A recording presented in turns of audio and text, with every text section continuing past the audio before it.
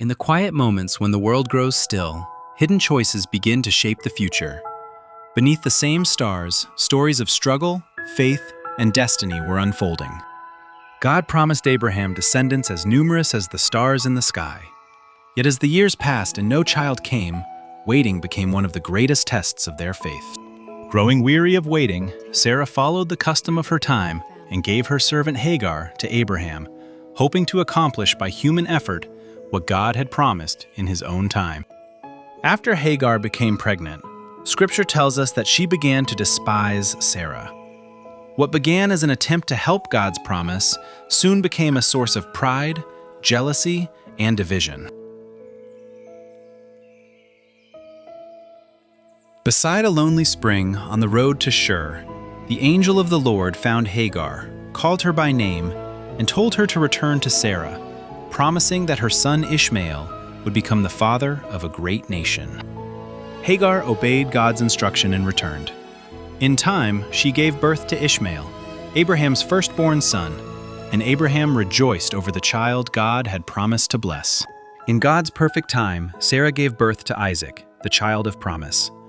What God had spoken decades earlier had finally come to pass. The laughter of doubt had become the laughter of fulfilled promise, and his name was Isaac. The season of waiting had ended. God's promise had been fulfilled. Every word God had spoken came to pass in his perfect time. As Isaac grew, old wounds resurfaced.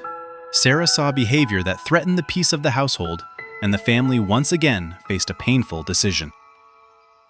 After seeing Ishmael mock Isaac, Sarah pleaded with Abraham, saying, "Cast out this slave woman and her son, for the son of this slave woman shall not be heir with my son Isaac." Her words deeply grieved Abraham, but God told him to listen to Sarah, assuring him that Ishmael too would become a great nation. Though the separation grieved Abraham deeply, God assured him that Ishmael would also become a great nation.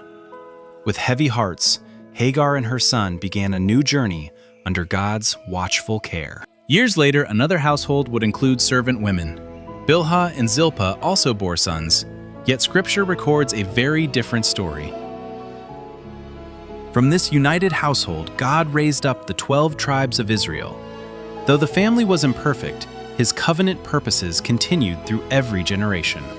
From this family, God raised 12 sons. The same circumstances produced very different outcomes, reminding us that the choices we make within our families can shape generations to come. Though they came from 4 different mothers, Jacob's 12 sons became one family, proving that God's purpose is greater than human circumstances. Hagar, Bilhah, and Zilpah all entered their master's households as servant women, yet Scripture records very different paths for each family, reminding us that humility preserves what pride can divide. For generations, many have argued over whether Abraham, Sarah, or Hagar was to blame. But Genesis tells a deeper story. Human choices brought conflict into the household, yet God never abandoned his purpose.